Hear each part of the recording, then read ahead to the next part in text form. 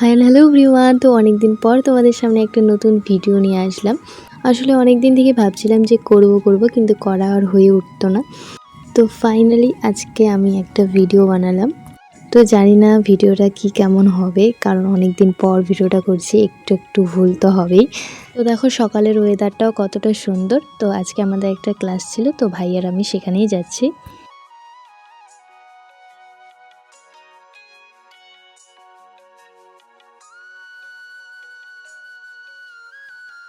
তো দেখো আর একটু হলেই আমরা পৌঁছে যেতাম, কিন্তু রেলগেট পড়ে গেছে, কি আর করা যাবে। আর রেলগেট পড়লে তো আমি বেশিরভাগ সময়ই যাই না। তো দেখো পেছনে আমার বোনও এসে গেছে, বোনকে বললাম দাঁড়া, একসাথে যাচ্ছি। আর এই যে আমাদের বড় আয়না, এখানে এসে আমরা প্রতিদিন নিজেদের মুখগুলো দেখি। তো যাই হোক, ক্লাস শেষ করে বাড়ি আসার পথে দেখো আমাদের সঙ্গে আবার কি হলো, আবারও রেলগেট পড়েছে, মানে কিছু বলার নেই।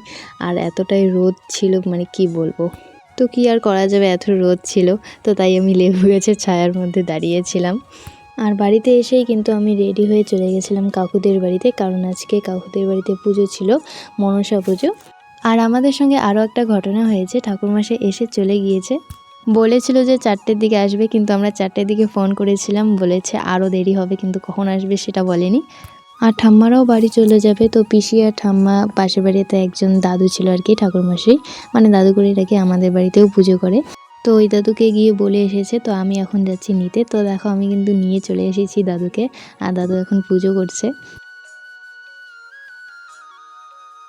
তো আমাদের কিন্তু পুজো শেষ, এখন আমি যাব দিদির বাড়িতে, কারণ দিদির বাড়িতেও ছিল আজকে মনসা পুজো। আর এখানে কিন্তু দিদিমা আগে থেকেই চলে এসেছিল, আর আমি ওখানে ছিলাম কাকুদের বাড়িতে। আর এইদিকে কীর্তনও হচ্ছিল।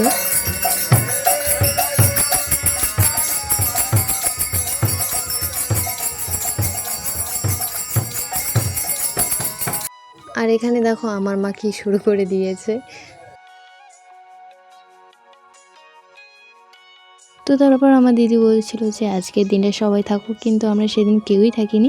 তো যাই হোক, আজকের ভিডিওটা এখানেই শেষ করলাম। আর অনেক দিন পর ভয়ে ভয়েস ওভারটা দিলাম, কেমন হয়েছে জানি না। তো টাটা।